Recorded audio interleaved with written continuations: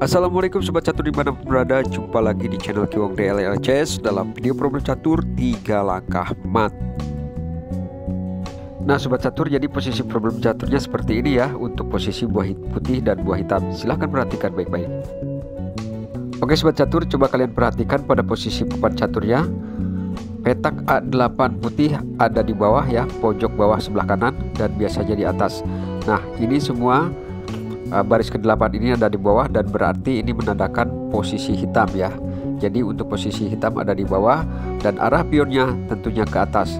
Biasa saya kalau menggunakan papan caturnya H1 atau baris pertama papan caturnya ada di bawah, dan itu menandakan posisi putih semua, yang artinya pion putihnya ke atas. Nah sekarang ini adalah posisi hitam ya. Lihat ya, barisnya baris ke-8 di bawah semua. Baik, sekarang mari kita perhatikan posisi buah caturnya.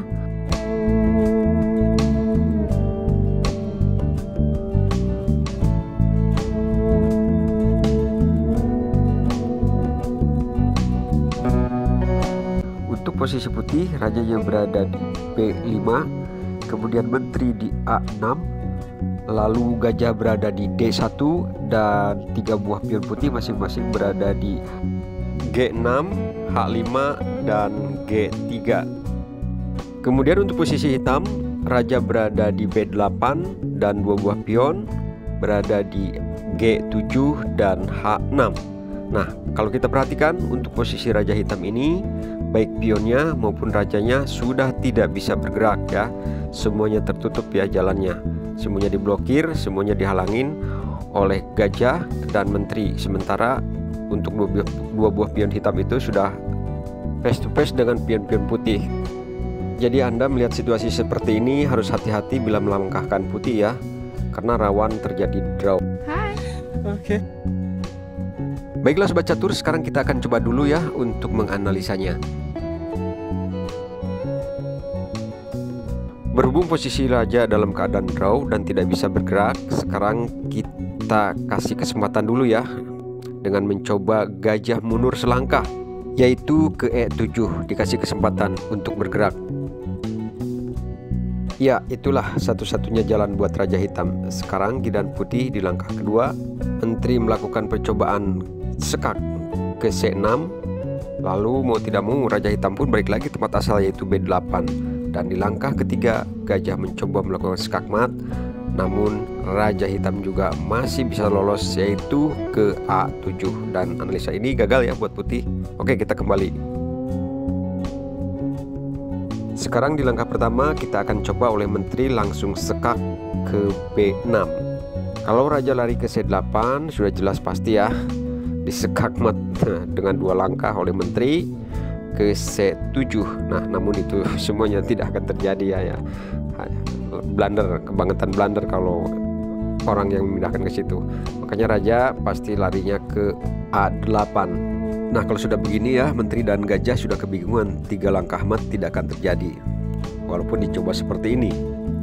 Raja bisa lolos ke 2 arah, yaitu ke B8 ataupun A7. Nah ini gagal ya, tidak bisa mat dalam 3 langkah. Oke, sekarang kita kembali. Baik, analisa berikutnya sekarang kita coba lagi oleh menteri dan sekaligus memberi kesempatan raja supaya bisa bergerak ya, supaya tidak menjadi draw ke arah A5. Raja hitam pun maju ke petak B7 karena itu yang diberikan oleh menteri. Kalau raja hitam ke C8 ya mat ya dalam 2 langkah, disekak oleh menteri ke C7. Nah sekarang di sini juga masih kebingungan ya.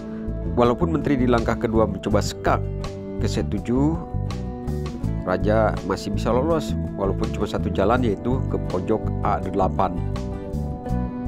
Di langkah ketiga menteri putih sekak ke C8, raja pun lolos lagi ya, masih ada ruang yaitu ke A7.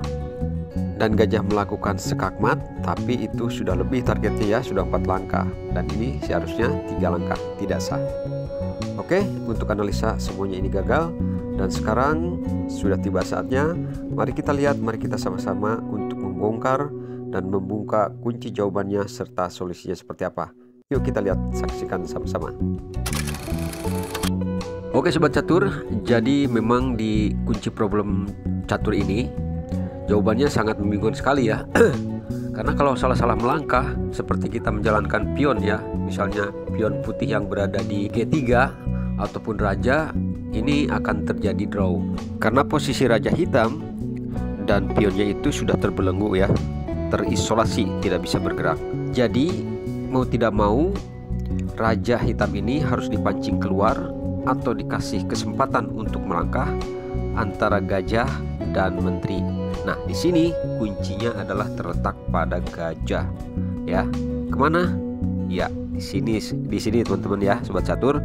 Banyak yang gagal, banyak yang meleset di langkah pertamanya atau sebagai kuncinya, yaitu gajah ke H4 ya, di samping pion G3. Nah, itu kuncinya ya. Mungkin ada beberapa di antara kalian yang tidak menduga ya, tidak kepikiran arahnya ke sana. Sama sekali tidak terduga begitu ya. Tujuannya apa? Gajah ke sana ya. Yaitu tujuannya untuk melakukan skakmat dari jarak jauh di petak G3. Nah, nanti di langkah keduanya pion akan maju memberikan kesempatan kepada gajah ya untuk menempati petak tersebut. Dan misi atau tujuan kedua untuk berjaga-jaga apabila raja hitam ini balik lagi ke tempat asal ya, yaitu ke B8. Oke, nanti kita lihat saja bagaimana proses solusinya di solusi 1 dan solusi 2. Baik, sekarang mari kita ulangi kunci jawabannya atau langkah pertamanya, yaitu gajah ke H4. Raja hitam pun bergerak ya dengan terpaksa karena memang itu satu-satunya jalan, yaitu ke C7. Di langkah kedua putih pun ini sebenarnya termasuk sulit karena semuanya tidak menyangka, yaitu pion harus maju selangkah demi untuk memberikan tempat kepada gajah agar bisa melakukan skakmat di langkah ketiga, yaitu di petak G3 apabila, sekali lagi ya, apabila raja hitam ini balik lagi ke tempat asal yaitu B8. Tetapi apabila raja hitam ini mencoba kabur lebih jauh yaitu ke petak D7, maka di langkah ketiga skakmatnya oleh menteri ke C6. Nah, jadi seperti itu ya untuk solusi yang pertama. Rumit bukan ya? Sebenarnya rumitnya itu di langkah pertama gajah dan di langkah kedua pion. Ya, itu menurut yang belum tahu dan yang berpikirnya sedikit mungkin. Tapi kalau yang udah jago catur, skill caturnya bagus ya, perhitungan kalkulasi langkah-langkahnya ke depan lebih panjang, ingatannya, yaitu saya rasa tidak akan menjadi masalah. Problem ini mungkin akan secepatnya secepatnya dipecahkan ya, dijawab begitu. Oke teman-teman atau sobat catur dimanapun berada, sekarang mari kita lihat solusi yang kedua.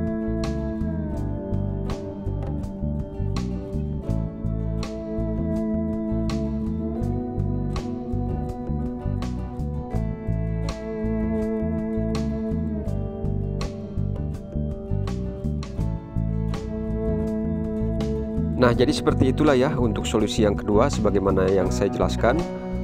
Ketika gajah dan pion saling berinteraksi, bekerja sama untuk mengantisipasi dan mengeksekusi raja hitam kalau balik lagi ke B8. Oke sobat catur, terima kasih atas waktunya sudah nonton video ini. Jika suka silahkan di like, dan yang belum subscribe silahkan di subscribe. Thank you, see you next problem.